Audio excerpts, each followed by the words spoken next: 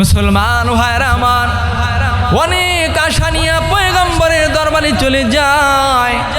পয়গম্বর আরবি সাল্লাল্লাহু আলাইহি ওয়াসাল্লাম যখন সালাবাতুল আনসারীকে দেখলো, সালাবাতুল আনসারীকে দেখে হে মুসলমান ইমানদার, পয়গম্বর বলেন, হে সালাবা, তুমি তো আমাকে জাহান্নামের কথা তুমি স্মরণ করে দিলা, যাও যাও আমার দরবার থেকে চলে যাও।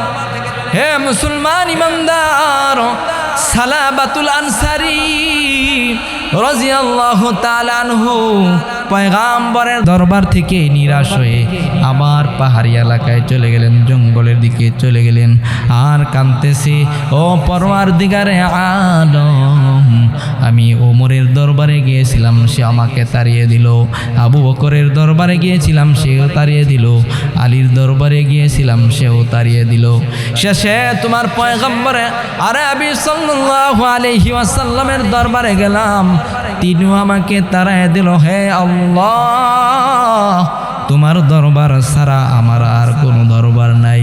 ওরে মালিক, তুমি যদি আমাকে ক্ষমা করে দাও তাহলে আমার ভাগ্যটা ভালো হবে, আর যদি আমাকে ক্ষমা না করো তাহলে আমার মতন হতভাগা আর পৃথিবীতে কেউ নাই। ঠিক কিনা বলে? ঠিক কিনা? এভাবে কান্না করতেছে, কান্না করতেছে পাহাড়ি এলাকায়, গাছের নিচে যায়, যায়া সাজদায় পড়ে চোখের পানিগুলি ফেলে ফেলে আল্লাহ তাআলার দরবারে তওবা করে আর কান্না করে। সুবহানাল্লাহ। গাছের নিচে সাজদায় পড়ে কান্না করে। হে মুসলমান ইমানদার, বান্দা যখন চোখের পানি ছেড়ে ছেড়ে আল্লাহ তাআলার দরবারে কান্না করে, আল্লাহ তাআলা সহ্য করতে পারে না, বান্দার জিন্দেগীর সব গুনাহ আল্লাহ তাআলা ক্ষমা করে দেন। জোরে বলেন না সুবহানাল্লাহ। সুবহানাল্লাহ বলে লস না লাভ? আল্লাহু আকবার, আল্লাহু আকবার। আল্লাহ পাক রব্বুল আলামিনের দয়ার সাগরে ঢেউ উঠে গেল। আল্লাহ পাক রব্বুল আলামিন হযরতে জিব্রাইলকে পাঠাইলেন, জিব্রাইল যাও আমার হাবিবকে যে জিজ্ঞেস করো যে পৃথিবী, সারা পৃথিবী যে আমি আল্লাহ সৃষ্টি করেছি নাকি আমার মুহাম্মদ সৃষ্টি করেছি, প্রশ্ন করো যায়, প্রশ্ন করো যায়। হযরতে জিব্রাইল আলাইহিস সালাতু ওয়াস সালাম পয়গম্বরের দরবারে চলে এসে বলতেছে, হে পয়গম্বর, আল্লাহ তাআলা জানতে চায় যে আল্লাহ পাক রব্বুল আলামিন জানতে চায় এই সারে কায়নাত আপনি সৃষ্টি করেছেন না আল্লাহ তাআলা সৃষ্টি করেছে। সুবহানাল্লাহ বলেন, সুবহানাল্লাহ বলেন। মুসলমান ভাইরা আমার, পয়গম্বর বলেন যে অবশ্যই আল্লাহ পাক রব্বুল আলামিন এই সারে কায়নাতের সৃষ্টিকর্তা। আল্লাহ তাআলা যদি সৃষ্টিকর্তা হয়ে থাকে তাহলে আল্লাহ পাক রব্বুল আলামিনের সুসংবাদ শুনে নেন যে আল্লাহ পাক রব্বুল আলামিন হযরতে সালাবাতুল আনসারীর জিন্দেগীর সব গুনাহ আল্লাহ তাআলা ক্ষমা করে দিয়েছেন। ইয়া ইলাহি তু মেরা রহমান হ্যায়, ইয়া ইলাহি তু মেরা রহিম হ্যায়, ইয়া ইলাহি তু মেরা গফার হ্যায়, या इलाही तू मेरा सत्तार है। अल्लाहु अकबर। अऊज़ु बिल्लाहि मिनश शैतानिर रजीम। बिस्मिल्लाहिर रहमानिर रहीम। قل يا عبادي الذين أسرفوا على أنفسهم لا تقنطوا من رحمة الله إن الله يغفر الذنوب جميعا إنه هو الغفور الرحيم وقال النبي صلى الله عليه وسلم التائب من الذنب كمن لا ذنب له أو كما قال النبي عليه الصلاة والسلام ما درد جहाँ غير खुदा यार नदारीम जुजिया یاد خدا هیچ دیگر کار نداریم جز یاد خدا هیچ دیگر کار نداریم میں ان کے سوا کس پہ فدا ہوں یہ بتا دے لا مجھ کو دیکھا ان کی طرح کوئی اگر ہے لا مجھ کو دیکھا ان کی طرح کوئی اگر ہے مرضی تیری ہر وقت جیسے پیش نظر ہے بس اس کی زباں پر نہ اگر ہے نہ مگر ہے بس اس کی زباں پر نہ اگر ہے نہ مگر ہے আল্লাহর রাসূল বলেন ওয়ানাযালাত আলাইহিমুস সাকিনা ওয়া যাকারাহুমুল্লাহু ফী মান ইনদাহু যেখানে কোরআন হাদিসের আলোচনা হয় জিকিরের আলোচনা হয় ওই প্যান্ডেলের ভিতরে এসে যারা বসে যায় তাদের উপর আল্লাহ পাক রব্বুল আলামিন রহমত নাজিল করতে থাকেন মুসলমান ভাইরা আমার এই মজলিস হলো গুনাহ মাফের মজলিস আমাদের আমল নামায় গুনাহ আছে না নাই হে মুসলমান ইমানদার নেকির যে কি দাম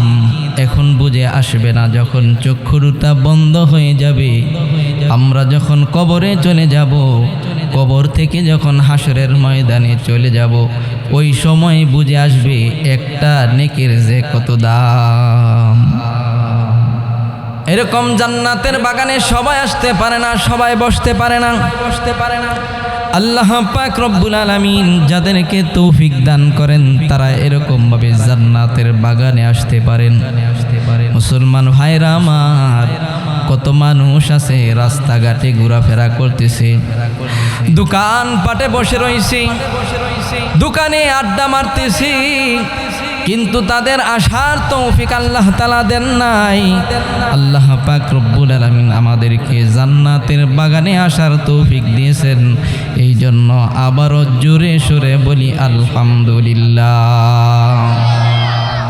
আমি আপনাদের সামনে যে আয়াতে কারিমা তেলাওয়াত করেছি এই আয়াতে কারিমা আল্লাহ পাক রব্বুল আলামিন কি জন্য নাজিল করলেন জানার দরকার আছে না নাই যে আয়াতের শানে নজুল কি আল্লাহ পাক রব্বুল আলামিন এই আয়াতে কারিমা কি জন্য নাজিল করলেন এটা একটা দামি আয়াত আল্লাহর রাসূল বলেন যে এটা একটা দামি আয়াত আল্লাহর রাসূল এই আয়াত পেয়ে অনেক খুশি হয়েছেন সুবহানাল্লাহ এই আয়াতের শানে নজুল হলো আমার আপনার পয়গম্বরের কাছে কিছু লোক এসে বলতেছে ও পয়গম্বর তুমি যে দ্বীনের দাওয়াত দাও ওই যে ধর্মের তুমি দাওয়াত দাও এই ধর্ম তো অনেক সুন্দর ধর্ম অনেক ভালো ধর্ম ও পয়গম্বর আমরা তো জীবনে অনেক গুনাহ করেছি অন্যায় অপরাধ করেছি আল্লাহ তাআলার সাথে শিরিক করেছি এমন কোনো গুনাহ নাই যে আমরা জীবনে করি নাই ওগো পয়গম্বর তুমি যে ধর্মের দাওয়াত দাও এই ধর্ম যদি আমরা গ্রহণ করি তাহলে কি আল্লাহ তাআলা আমাদের জিন্দেগীর গুনাহ কি ক্ষমা করবে নাকি তখন আল্লাহ পাক রব্বুল আলামিন হযরতে জিবরাইল আলাইহিস সালাতু ওয়াস সালামকে পাঠিয়ে দিলেন জিবরাইল যাও কোরআনের আয়াত নিয়ে পয়গম্বরের কাছে চলে যাও আল্লাহু আকবার মুসলমান ভাইরা আমার জিবরাইল আলাইহিস সালাতু ওয়াস সালাম এই আয়াতে কারিমা নিয়ে পয়গম্বরের কাছে চলে আসে কুলিয়া ইবাদিয়াল্লাযীনা আসরাফু আলা আনফুসিহিম লা তাকনাতু মির রাহমাতিল্লাহ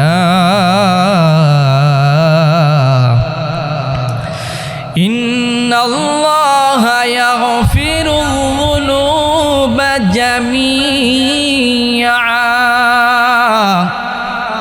ইন্নাহু হুয়াল গফুরুর রহিম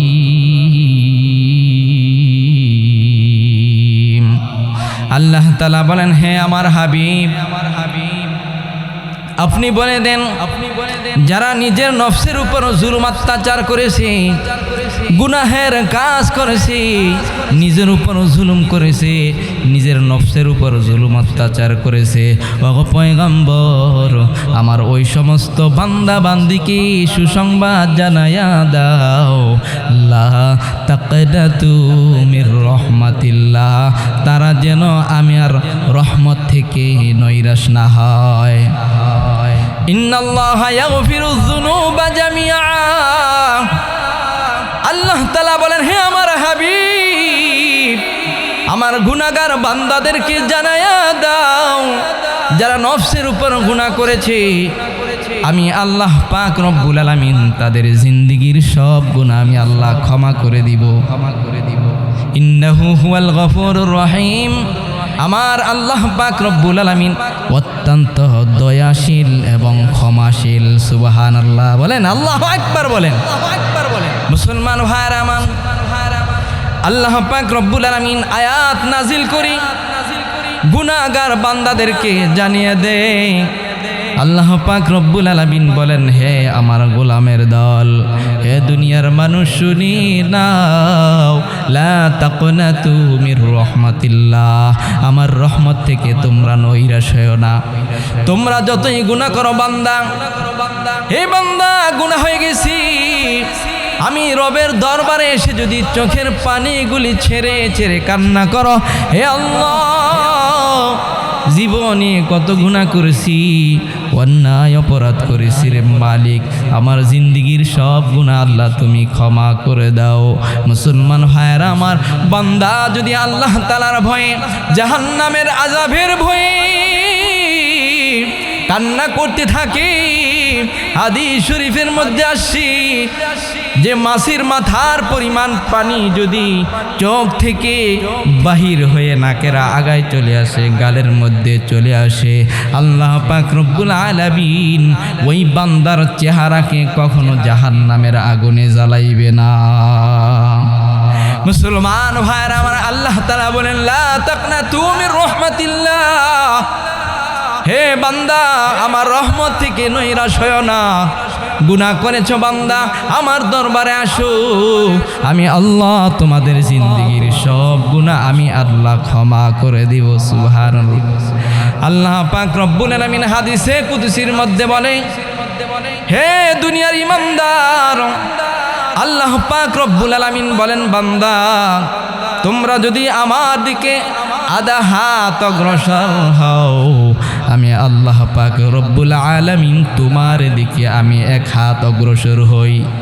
হে বান্দা, তুমি যদি আমার দিকে এক হাত অগ্রসর হও, আমি আল্লাহ পাক রব্বুল আলামিন তোমার দিকে দুই হাত অগ্রসর হই। হে বান্দা, আমার দিকে যদি তুমি হেঁটে হেঁটে আসো, আমি মাওলা তোমার দিকে আমি দৌড়াইয়া আসি। সুবহানাল্লাহ। ওরে বান্দা, তুমি যদি আমার দিকে দৌড়াইয়া দৌড়াইয়া আসো, আমার রহমত তোমাকে কোলে উঠাই আনে। সুবহানাল্লাহ বলেন। এই জন্য তওবা করার দরকার আছে না নাই? আমরা প্রত্যেকেই গুনাহগার, ঠিক কিনা বলেন? এমন কোনো মানুষ আছে যে আমি জিন্দেগিতে গুনাহ করি নাই? মুসলমান ভাইরা আমার, সবাই গুনাহ করেছি। আল্লাহ তাআলা বলেন, বান্দা, গুনাহ করেছো তো কি হয়েছে, আমি মাওলার দরবারে ক্ষমা চাও, আমি বড় দয়ালু, আমি বড় মেহেরবান, আমি তোমাদের জিন্দেগীর সব গুনাহ আমি আল্লাহ ক্ষমা করে দেই। আল্লাহ রসুল বলেন, আত্তাইবু মিনাজ যামবি কামাল্লা যামবালাহু। আল্লাহ রসুল বলেন যে গুনাহগার বান্দা আল্লাহ তাআলার দরবারে তওবা করে গুনাহ থেকে মাফ চায়, আল্লাহর পয়গম্বর বলেন ওই বান্দা এমন হয়ে যায় যে বান্দা জিন্দেগিতে গুনাহ করে নাই, যে বান্দার আমলনামায় কোনো গুনাহ নাই, যে বান্দা তওবা করে গুনাহ থেকে ক্ষমা চায়, ওই বান্দাটা গুনাহ মুক্ত হয়ে যায়। সুবহানাল্লাহ বলেন। মুসলমান ভাইরা আমার, আমরা যারা ইমানদার আছি, আমাদের তওবা হলো আল্লাহ পাক রব্বুল আলামিনের কাছে ক্ষমা চাও আল্লাহ, আমার জিন্দিগির গুনাহ তুমি ক্ষমা করে দাও। আর যারা বেঈমান কাফের আছে তারা যদি ইসলাম গ্রহণ করে, আল্লাহ পাক রব্বুল আলামিন ইসলাম ধর্ম গ্রহণ করার কারণে বান্দার জিন্দিগির সব গুনাহ ক্ষমা করে আল্লাহ পাক রব্বুল আলামিন বান্দাকে জান্নাতের মেহমান বানায়া দেয়। আমার আপনার পয়গম্বর আল্লাহ তাআলার কাছে মোনাজাত করছে, আল্লাহ আবু লাহাব না হয় দাহিয়াতুল কলবিকে ইসলামের জন্য কবুল করো। সুবহানাল্লাহ, কি বলেন, নবীর দোয়া কি বৃথা দিতে পারে? যে হয়তো আবু লাহাবকে আর না হয় দাহিয়াতুল কলবিকে তুমি ইসলামের জন্য কবুল করো, যাতে করে ইসলামের শক্তি বেড়ে যায়। সুবহানাল্লাহ। আল্লাহ পাক রব্বুল আলামিন হযরতে দাহিয়াতুল কলবির ব্যাপারে রসুলের দোয়াকে কবুল করেছেন। আল্লাহ পাক রব্বুল আলামিন ওহী নাজিল করে দিলেন, হে পয়গম্বর, আগামীকাল সকালে দাহিয়াতুল কলবি আপনার দরবারে আসবে কালিমা পড়ে মুসলমান হওয়ার জন্য। মুসলমান ভাইরা আমার, আল্লাহ রসুল যখন এই সংবাদ পাইলেন, পয়গম্বর আরবি সাল্লাল্লাহু আলাইহি ওয়াসাল্লাম সাহাবায়ে কেরামদেরকে এলান করে দিলেন, হে আমার সাহাবায়ে কেরাম শুনে নাও, আগামীকাল সকালবেলা দাহিয়াতুল কলবি আমার দরবারে আসবে মুসলমান হওয়ার জন্য। হে সাহাবায়ে কেরাম, দাহিয়া যখন আমার দরবারে আসবি, দাহিয়াতুল কলবির সাথে ভালো ব্যবহার করবা, খারাপ ব্যবহার করবা না। দাহিয়াতুল কলবি যখন আমার দরবারে আসবে আমার কাছে নিয়ে আসবা। মুসলমান ভাইয়েরা আমার, পয়গম্বর যেরকমভাবে সাহাবায়ে কেরামদেরকে এলান করে দিলেন, সকালবেলা দেখা গেল দাহিয়াতুল কলবি রাদিয়াল্লাহু তাআলা আনহু পয়গম্বরের দরবারে চলে আসছে। জোরে বলেন সুবহানাল্লাহ। দাহিয়াতুল কলবি যখন পয়গম্বরের দরবারে আসলো, পয়গম্বর আরবি সাল্লাল্লাহু আলাইহি ওয়াসাল্লাম নিজের গায়ের চাদর মুবারক দাহিয়াতুল কলবির জন্য জমিনের মধ্যে বিছাইয়ে দিলেন। দাহিয়াতুল কলবি যখন দেখলেন পয়গম্বর আরবি সাল্লাল্লাহু আলাইহি ওয়াসাল্লাম তার জন্য গায়ের চাদরখানা জমিনে বিছাইয়ে দিলেন, দাহিয়াতুল কলবি রাদিয়াল্লাহু তাআলা আনহু এই পয়গম্বরের চাদরখানা উঠাইলেন, চাদরখানার মধ্যে তিনি চুমা খেতে লাগলেন। মুসলমান ভাইরা আমার, দাহিয়াতুল কলবি রাদিয়াল্লাহু তাআলা আনহু বলেন, ওগো পয়গম্বর, এই চাদরের মধ্যে বসার উপযুক্ত আমি নই। ওগো পয়গম্বর, আমি বড় গুনাহগার। ওগো পয়গম্বর, আপনার দরবারে আসি আমি কালিমা পড়ে মুসলমান হওয়ার জন্য। মুসলমান ইমানদার, দাহিয়াতুল কলবি পয়গম্বরের দরবারে আসি, পয়গম্বর কালিমা পড়ে মুসলমান বানায় দিলেন। আল্লাহু আকবার। দাহিয়াতুল কলবি পড়ে নিলেন, লা ইলাহা ইল্লাল্লাহু মুহাম্মাদুর রাসূলুল্লাহ সাল্লাল্লাহু আলাইহি ওয়াসাল্লাম। মুসলমান ভাইরা আমার, দাহিয়াতুল কলবি রাদিয়াল্লাহু তাআলা আনহু কালিমা পড়ে মুসলমান হওয়ার পর পয়গম্বরের দরবারে দাহিয়াতুল কলবি মুসলমান হওয়ার পর দাহিয়াতুল কলবি হাউ মাউ করে কান্না শুরু করে দিলেন। আল্লাহর পয়গম্বর বলেন, হে দাহিয়াতুল কলবি, তুমি কেন কান্না করো? তোমাকে তো জোরপূর্বক মুসলমান বানানো হয় নাই। ওরে দাহিয়া, তুমি কেন কান্নায় ভেঙে পড়লা? ব্যাপার কি? মুসলমান ভাইয়েরা আমার, দাহিয়াতুল কলবি এমনভাবে কান্না শুরু করে দিলেন, পয়গম্বরের দরবারে যে সাহাবায়ে কেরাম ছিল, সাহাবায়ে কেরাম পর্যন্ত দাহিয়াতুল কলবির কান্না দেখে তারাও কান্না শুরু করে দিলেন। মুসলমান ভাইয়েরা আমার, আল্লাহর পয়গম্বর বলেন, দাহিয়া তুমি কেন কাঁদো? স্ব ইচ্ছায় মুসলমান হয়েছ। দাহিয়াতুল কলবি রাদিয়াল্লাহু তাআলা আনহু বলেন, ওগো পয়গম্বর, আমি ইতিপূর্বে অনেক জঘন্য গুনাহের কাজ করেছি। ওগো পয়গম্বর, আমার আল্লাহ কি আমার গুনাহ কি ক্ষমা করবে কিনা, এই জন্য আমি কান্না করিতেছি। দাহিয়াতুল কলবি বলে, ওগো পয়গম্বর, আমি তো আমার অনেক মেয়েকে আমি জীবন্ত কবর দিয়েছি। ও পয়গম্বর, গত কয়েক বছর আগে একটা আমি জঘন্য পাপ করে ফেলেছি গো পয়গম্বর। ও পয়গম্বর, সেই পাপের কথা আমি আজ পর্যন্ত বলতে পারি না। ও পয়গম্বর, আমি সফরে বাইর হয়েছি। সফরে যাওয়ার সময় আমার স্ত্রীর গর্ভে একটা সন্তান ছিল। আমি বললাম, হে স্ত্রী, তোমার গর্ভে যে সন্তান, ওই সন্তান যদি মেয়ে সন্তান হয় তাকে জীবন্ত কবর দিয়ে ফেলবা। মুসলমান ভাইরা আমার, দাহিয়াতুল কলবি রাদিয়াল্লাহু তাআলা আনহু বলেন, ও পয়গম্বর, আমি দীর্ঘদিন পরে সফর থেকে যখন বাড়িতে আসলাম, বাড়িতে আসার পর দেখি একটা মেয়ে হাঁটতে পারে, কথা বলতে পারে।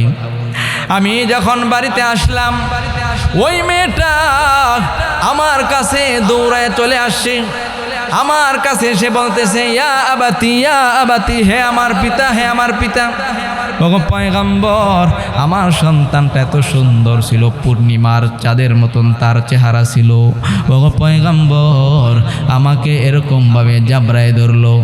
ও পয়গম্বর, আমি রাগান্বিত হইলাম।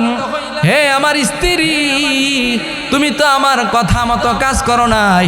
একটা কোদাল দাও, রশি দাও, আমি কাজ সমাপ্ত করে আমি ঘরে ফিরব। মুসলমান ভাইয়ের আমার, দাহিয়াতুল কলবি বলে, আমার স্ত্রী আমাকে এমনভাবে বারণ করলো, ওগো প্রাণের স্বামী, এত সুন্দর চেহারার একটা মেয়েকে তুমি হত্যা করো না, আমার মেয়েকে তুমি হত্যা করো না। দাহিয়াতুল কলবি বলে, ও পয়গম্বর, আমার স্ত্রী আমাকে এতভাবে মানা করলো, তারপর আমি শুনলাম না। আমার পাষাণী হৃদয় একটু আমার সন্তানের জন্য মায়া হলো না।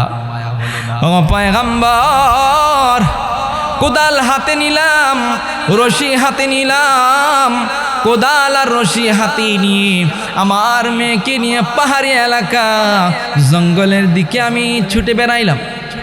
ও পয়গম্বর, রাস্তা দিয়া যাই, আর আমার মেয়েটা আমাকে বলে, বাবা কোথায় যাও, আমাকে নিয়ে কোথায় যাও? আমি কোনো কথা বলি না। ও পয়গম্বর, আমি জঙ্গলের কাছে চলে আসলাম। জঙ্গলের কাছে এসে আমি কোদাল দিয়ে গর্ত খনন করতে লাগলাম। আমার মেয়েটা বলে, ও ভাববো, কিসের জন্য তুমি গর্ত খনন করো? মুসলমান ভাইয়ের আমার, দাহিয়াতুল কলবি বলে, ও পয়গম্বর, তারপরও আমার পাষাণী হৃদয় একটু মায়া হলো না। আমি গর্ত খনন করলাম, গর্ত খনন করে আমার মেয়েটাকে আমি গর্তের ভিতরে ফেলে দিলাম।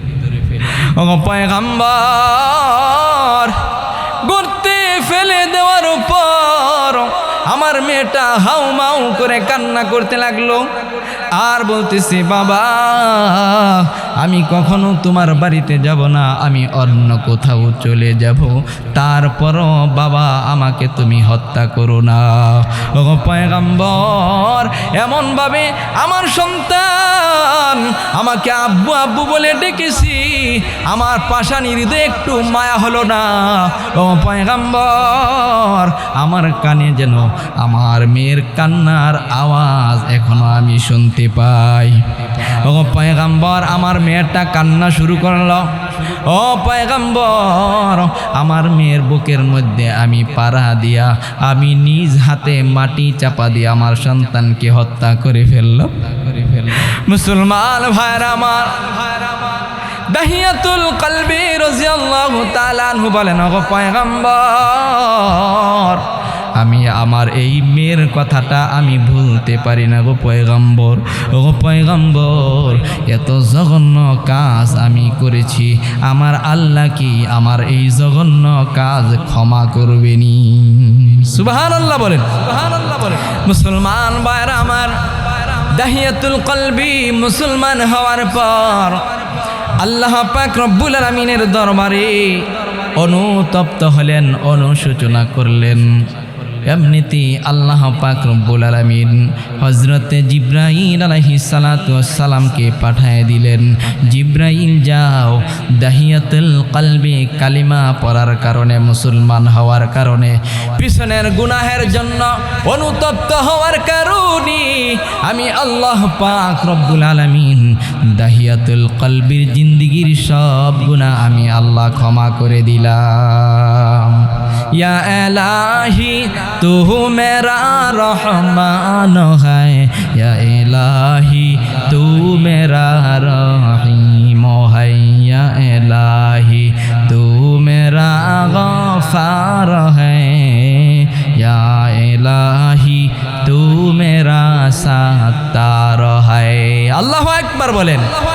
মুসলমান ভাইয়ের আমার, এরকম ভাবে যারা কাফের মুশরিক বেঈমান কালিমা গ্রহণ করে মুসলমান হয়ে যায়, আল্লাহ পাক রব্বুল আলামিন তাদের জিন্দেগির সব গুনাহ আল্লাহ তাআলা ক্ষমা করে দেন। সুবহানাল্লাহ বলেন, সুবহানাল্লাহ বলেন। আর মুসলমানদের তওবা হলো আল্লাহ তাআলার কাছে অনুতপ্ত হওয়া, তওবা করা। আল্লাহ জীবনে কত গুনাহ করেছি, আল্লাহ আমার জিন্দেগির সব গুনাহ আল্লাহ তুমি ক্ষমা করে দাও, ক্ষমা করে। তখন আল্লাহ তাআলা অনুতপ্ত হয়ে যখন আল্লাহ তাআলার দরবারে চোখের পানি ছেড়ে বান্দা গুনাহের জন্য অনুতপ্ত হয়, আল্লাহ তাআলা বান্দার জিন্দেগির সব গুনাহ ক্ষমা করে দেন। সুবহানাল্লাহ বলেন, সুবহানাল্লাহ বলেন।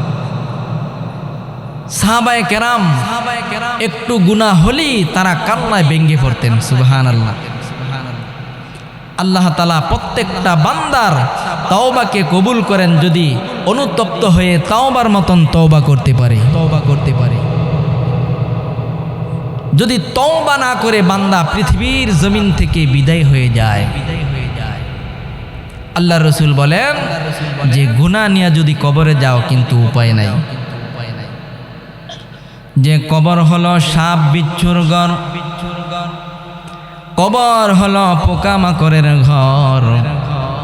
আল্লাহর পয়গম্বর বলেন আল কবরু রাউযাতুম মিন রিয়াজিল জান্নাহ আও হুফরাতুম মিন হুফারিন নার।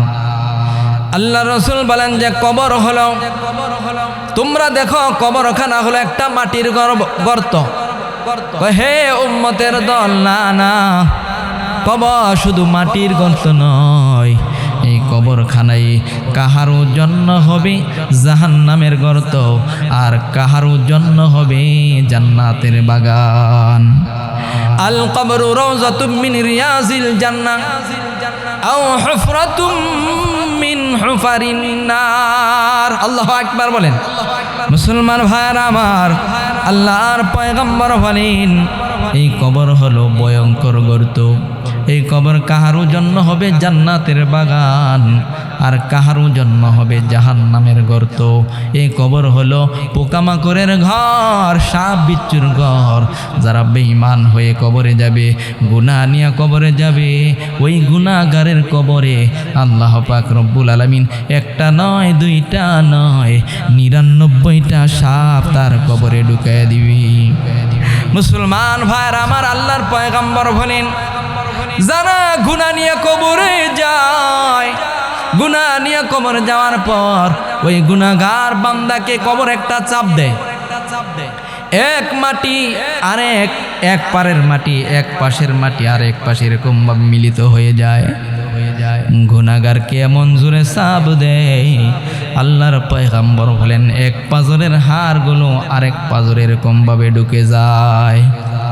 এই জন্যই তো মুসলমান ঈমান দেন আল্লাহর পয়গম্বরের সাহাবী, যে সাহাবী দুনিয়ার জমিনে থেকে জান্নাতের সার্টিফিকেট পাইছেন। সুবহানাল্লাহ বলেন। হযরতে ওসমান গনি রাদিয়াল্লাহু তাআলা আনহু যখন এই কবরের পাশ দিয়া যাইতেন, যে ওসমান গনি রাদিয়াল্লাহু তাআলা আনহু আল্লাহর পয়গম্বরের মুখে জান্নাতের সুসংবাদ পেয়েছেন, ওই উসমান গনি রাদিয়াল্লাহু তাআলা আনহু যখন কবরের পাশ দিয়া যাইতেন কান্নায় ভেঙে পড়তেন। লোকেরা বলতো, হে উসমান গনি, জান্নাত জাহান্নামের বর্ণনা আপনি এত কান্দেন না, কিন্তু কবরের পাশ দিয়া গেলে আপনি এত কোনো কান্দেন।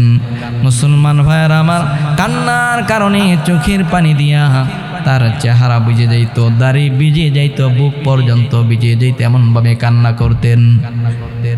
নবীজির সাহাবী হযরত ওসমান গনি রাদিয়াল্লাহু তাআলা আনহু বলেন যে পয়গম্বর বলেছেন, মুসলমান মানুষ যখন পৃথিবীর জমিন থেকে বিদায় হয়ে কবরে যায়, যে আখিরাতের মধ্যে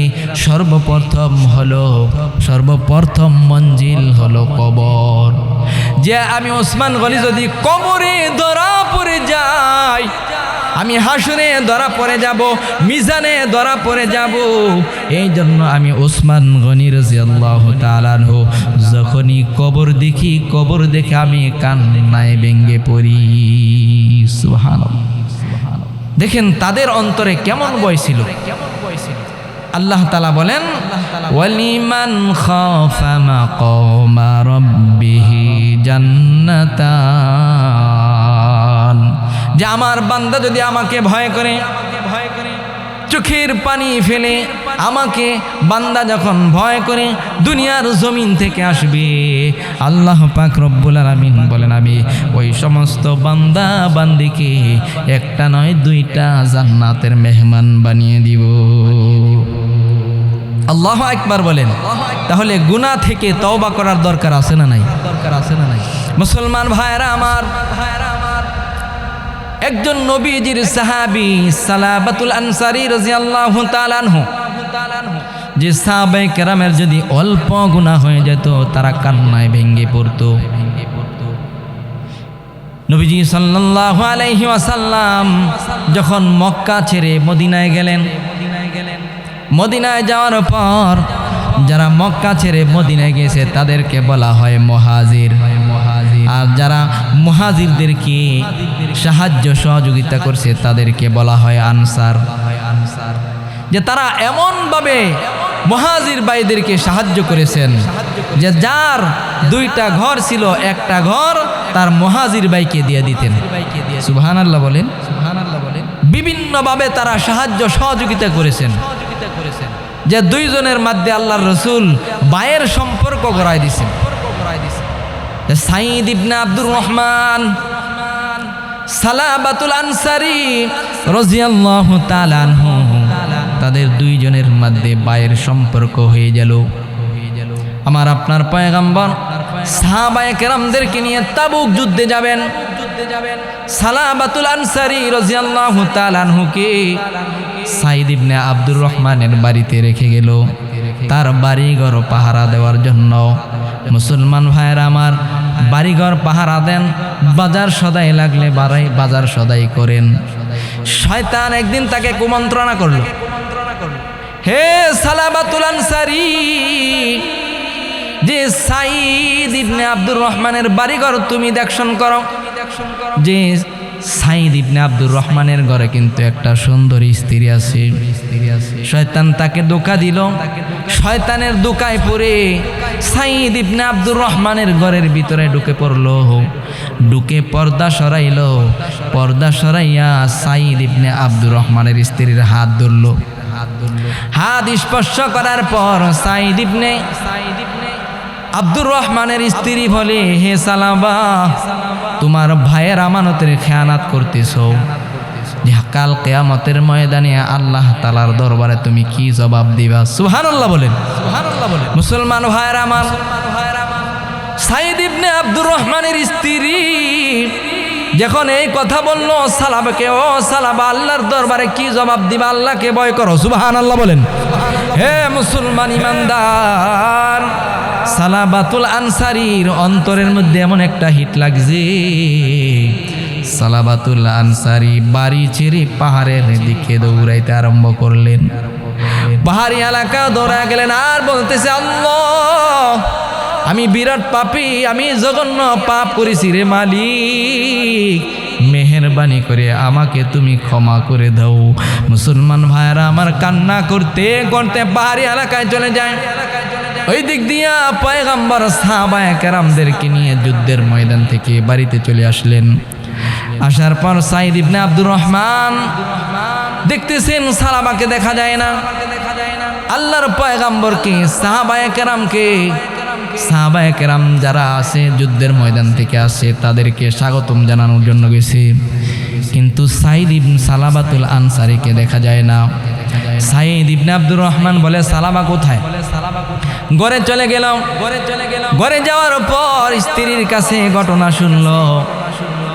সাইদ ইবনে আব্দুর রহমান ঘটনা শুনে সালামাতুল আনসারীকে খোঁজার জন্য পাহাড়ে চলে গেছে। সুবহানাল্লাহ, ভাইয়ের সম্পর্ক হয়ে গেছে। সুবহানাল্লাহ, দিনী ভাই, জোরে বলেন না সুবহানাল্লাহ।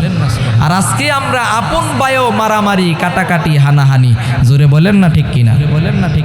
এক ভাই আরেক ভাইকে দেখতে পারে না, এক ভাইয়ের উন্নতি আরেক ভাই দেখতে পারে না। আপন ভাই, জোরে বলেন না ঠিক কিনা?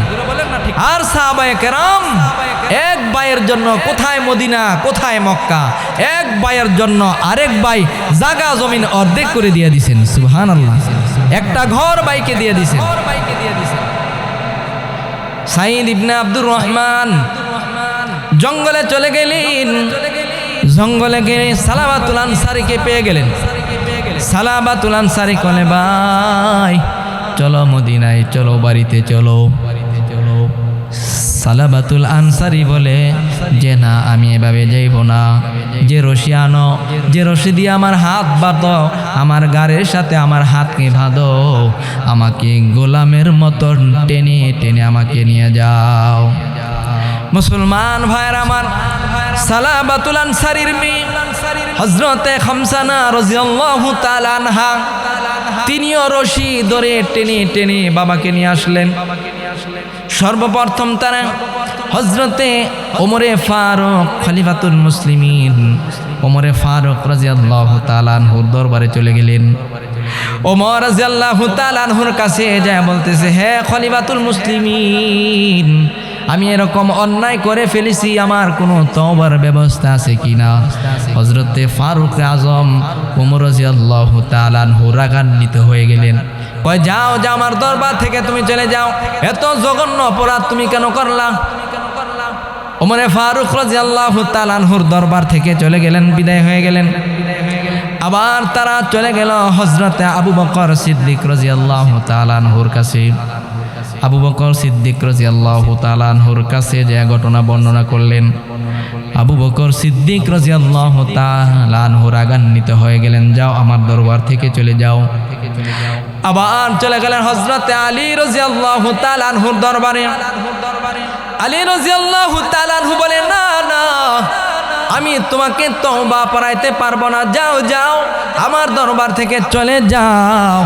হে মুসলমান ইমানদার নবীর উম্মত, সালামাতুল আনসারী রাদিয়াল্লাহু তাআলা আনহু বলেন, আলীর দরবার থেকে আমাকে বিদায় করে দিল, আবু বকরের দরবার থেকে বিদায় করে দিল, হযরতে ওমরে ফারুক রাদিয়াল্লাহু তাআলা আনহুর দরবার থেকে আমাকে বিদায় করে দিল। এবার যায় দেখি পয়গম্বরের দরবারে, মনে হয় পয়গম্বর তার দরবার থেকে আমাকে দূরে ছুঁড়ে ফেলবে না। মুসলমান ভাইরা আমার, অনেক আশা নিয়ে পয়গম্বরের দরবারে চলে যায়। পয়গম্বর আরবি সাল্লাল্লাহু আলাইহি ওয়াসাল্লাম যখন সালাবাতুল আনসারীকে দেখলো, সালাবাতুল আনসারীকে দেখে হে মুসলমান ইমানদার, পয়গম্বর বলেন, হে সালাবা, তুমি তো আমাকে জাহান্নামের কথা তুমি স্মরণ করে দিলা, যাও যাও, আমার দরবার থেকে চলে যাও।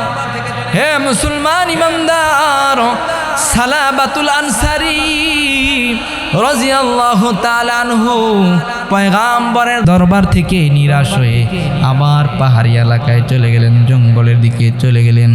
আর কাঁদতেছে, ও পরওয়ারদিগারে আলম, আমি ওমরের দরবারে গিয়েছিলাম, সে আমাকে তাড়িয়ে দিল।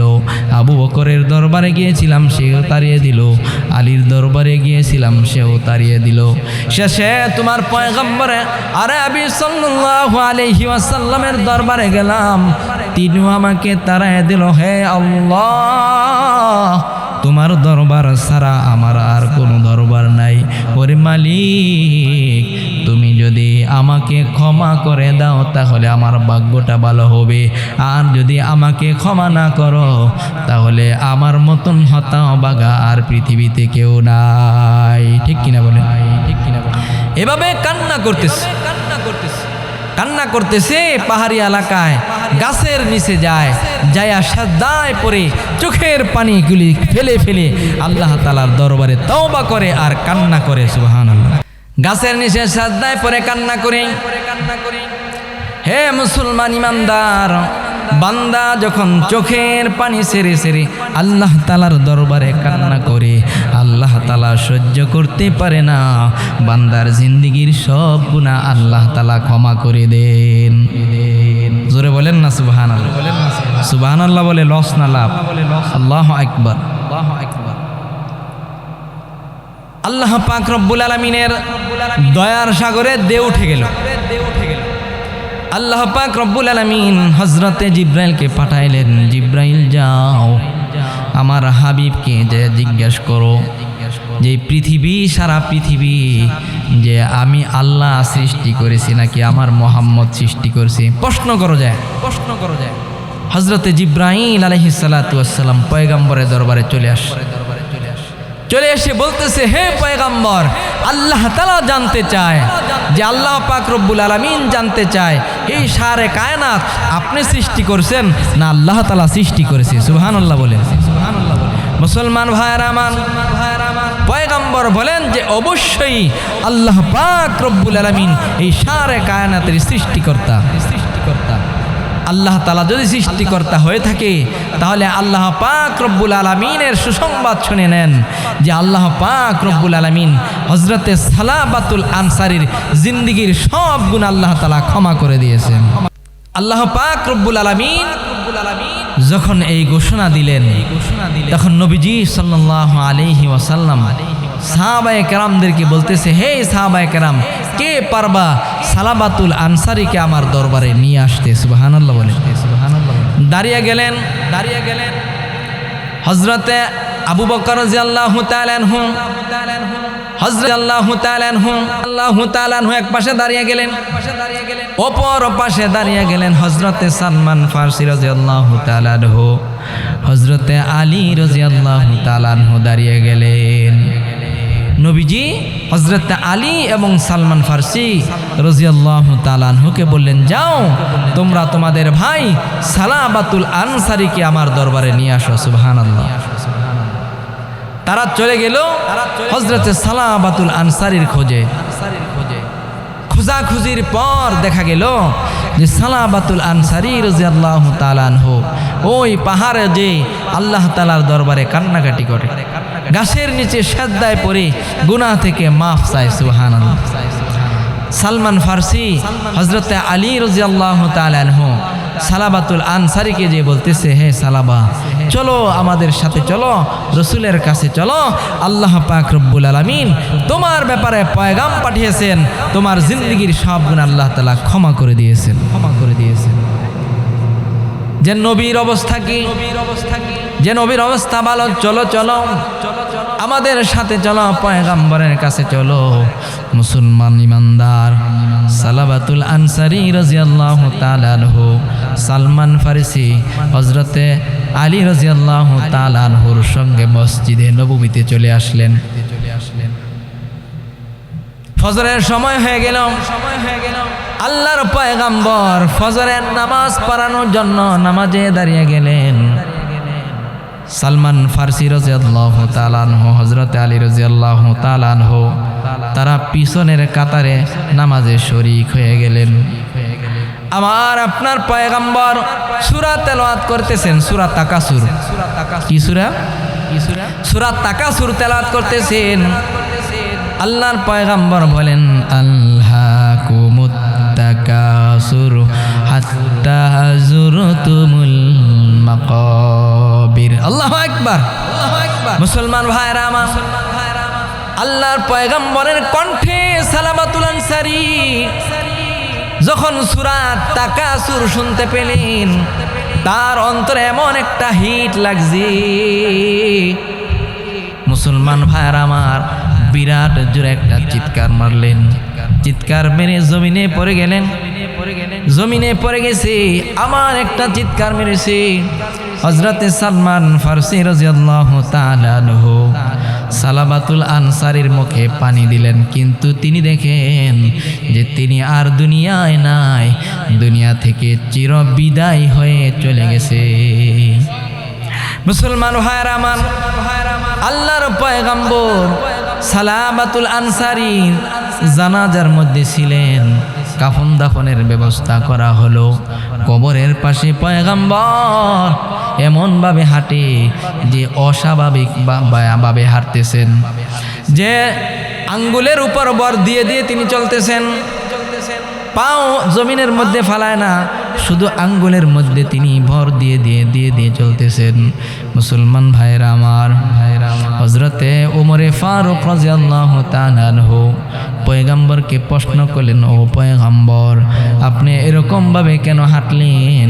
যে জমিনের উপর আঙ্গুল রেখে রেখে আপনি কেন এরকম ভাবে অস্বাভাবিকভাবে হাঁটলেন? ও পয়গম্বর, কারণ কি? পয়গম্বর আরবি সাল্লাল্লাহু আলাইহি ওয়াসাল্লাম বলেন,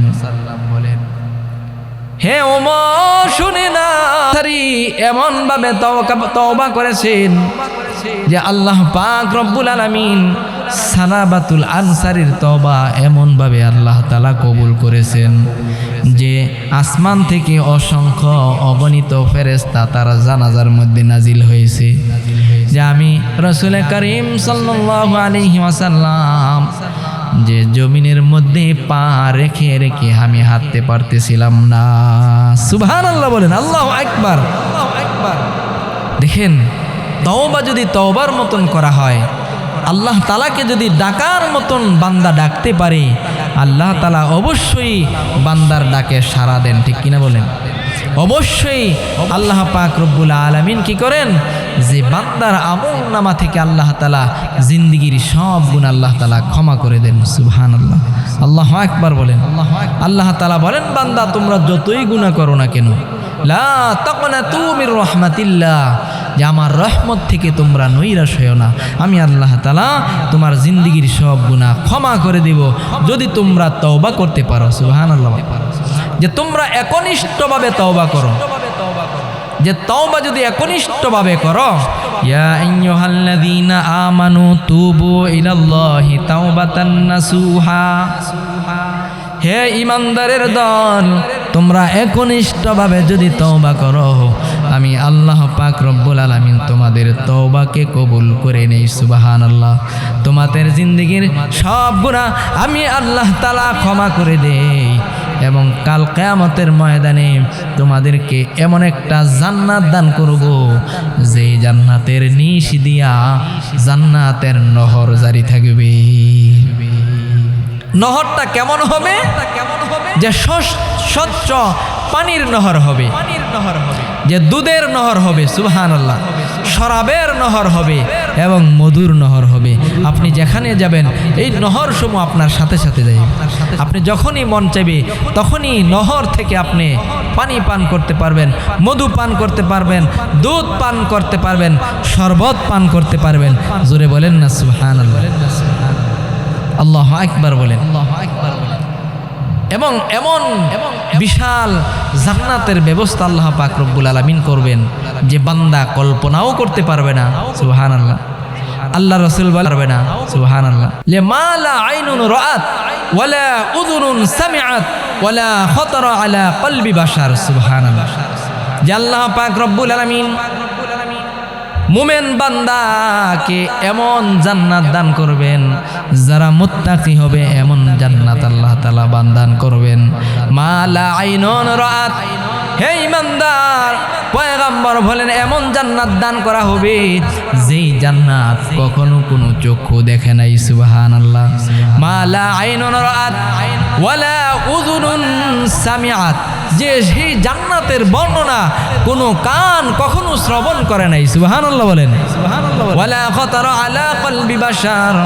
পয়গম্বর বলেন এমন জান্নাত দান করবেন এবং জান্নাতের নাজ নেয়ামত আল্লাহ তাআলা দান করবেন, যেই জান্নাতের নাজ নেয়ামতের কথা কখনো মানুষ কল্পনাও করতে পারবে না। সুবহানাল্লাহ বলেন। এজন্য ওই জান্নাতের দরকার আছে না নাই? এই জান্নাতের দরকার আছে না নাই?